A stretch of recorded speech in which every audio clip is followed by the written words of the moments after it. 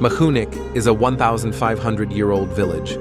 This mysterious village, commonly known as the land of Lilliputians, is one of the 7 amazing world's villages by its remarkable architecture. It is located in Doreh rural district of Sarbisheh County, South Khorasan Province, near the Iran-Afghanistan border. There are 12 smaller villages around Makhunik Village that altogether forms the most unique village in Iran. All the residents have inherited short stature disease from their fathers, generation by generation.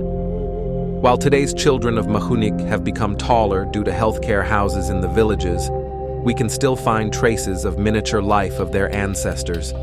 There is no written historical evidence on this village except Colonel Charles Edward Pitt's travelogue of Khorasan and Sistan, in which he has described Makhunik Village in the era of the Qajar ruler Nasir-ed-Din Shah about 2 centuries ago. However, according to archaeologists' reports, the ancient village of Makhunik was the land of Arada civilization, and dwarf humans are also said to have existed since 6000 BCE. The small size of the discovered structures in the city can be evidence of the belief. In 2005, finding a 25-centimeter mummified dwarf at the area, which created great sensations among the public, can also support the claim. The discovery fueled the belief that this remote corner of Iran, which consists of 13 villages, including Makhunik, was once home to an ancient city of dwarves. Although experts said the mummy was actually a premature baby who died roughly 400 years ago, they also contended that previous generations of Makhunik residents were indeed shorter than usual. Makhunik residents are of Afghan descent and migrated to the region hundreds of years ago to establish a new life. The tales created about the villagers are mainly based on 2 sources: their short height and their homes established based on a unique architecture style. Many reasons have been cited for it, but 3 of them seem to be more valid than others. The popularity of consanguineous marriages, which caused genes responsible for determining the person's height to be passed among residents, lack of protein and vitamin in the daily diet, and the mercury residues in drinking water, which was associated with nearby mines, are reasons for the alteration in physiques of residents.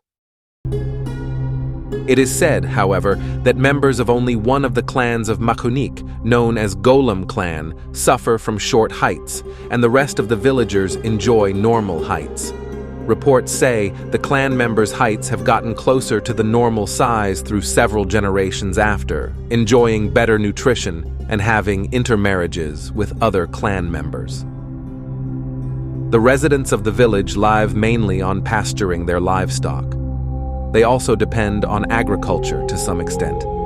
Most of their agricultural products include wheat, garlic, turnip, beetroot, carrot, tomato, onion, and saffron. Some of the villagers work in a mine near Makhunik.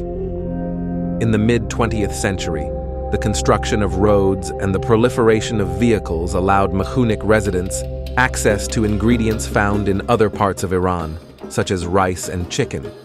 Today, the residents of Makhunik have abandoned their ancient homes and are beginning to construct contemporary homes for a living.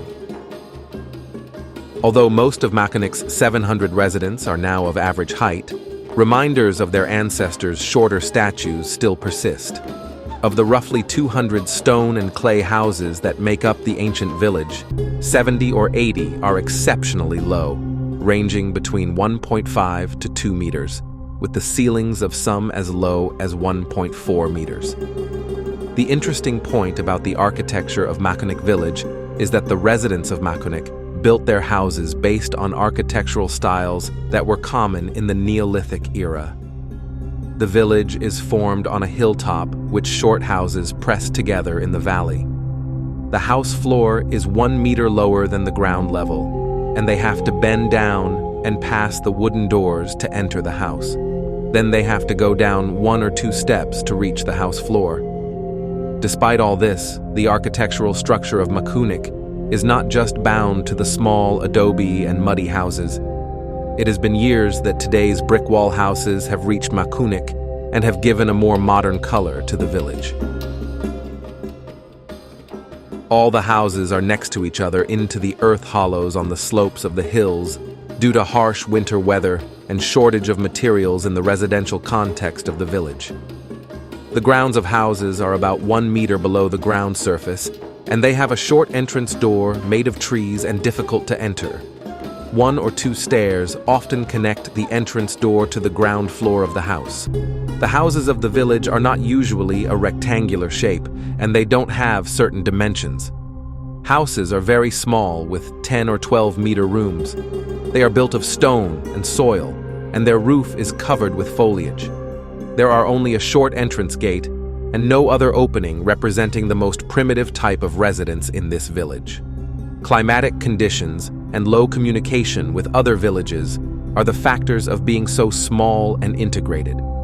Interestingly enough, each home accommodated a man with 2 or 3 wives and 3 to 8 children. Meanwhile, there was a small living quarter known as the sitting room for entertaining their guests, aptly named as "I was forced to sit" due to the low ceiling. This roughly 10 to 14 square meter space consisted of the kandik, place for storing grain and wheat, a karshak, a clay stove for cooking, and a sleeping space. Lack of height wasn't the only reason why these people built smaller houses.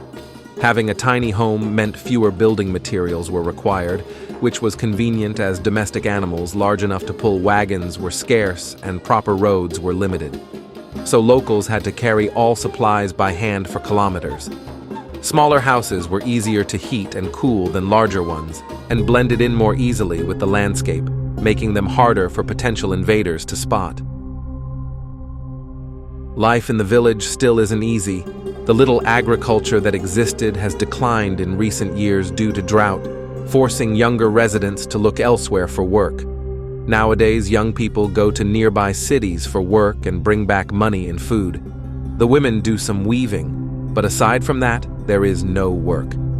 Meanwhile, older residents have had to rely heavily on government subsidies. Despite the difficult circumstances, people are hopeful that interest in the village's unique architecture will lure visitors and that tourism will create more jobs and business. For now, though, it is what it is. But things are better now than they used to be before. Before, people were short and stocky, and now they're tall and lean. Here are 3 narrations about the name of the village. Some say it's called Makhunik because of the cool weather it has. On the other hand, some people believe the name comes from a gap in the mountain near the village. Others believe that Makhunik is composed of 2 words, namely moon and Dekunik, Pahlavi language, which consequently means the land of the moon.